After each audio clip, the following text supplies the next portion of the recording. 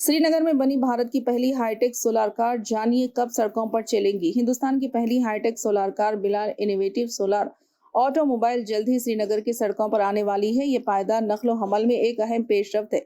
श्रीनगर में एक मुजाहरे के दौरान मुकामी लोगों ने गाड़ी को चेक किया, जहां इसके मौजूद रियाजी के इस्तेदलाल अहमद ने इसकी खसूसियात का मुजाहरा किया। बिलाल ने इब्तदाई तौर पर शमसी तवानाई पर तवज्जो मरकूज करने से पहले हाइड्रोजन और इलेक्ट्रिक गाड़ियों पर तजुर्बा किया। उन्हें 2022 में मीडिया कवरेज से पहचान मिली और ये कार जून 2025 तक दस्तयाब हो जाएगी। इस दौरान मालूमात देते हुए बिलाल अहमद मीर ने बताया कि 2009 से हाईटेक सोलर कार बनाना इनको ख्वाब था। इन्होंने कहा कि नाम से एक हाईटेक सोलर कार इजाद करने का सोच रहे हैं। कई उतार चढ़ाव के बाद बिलाखिर इन्होंने ये कार को बना ही लिया।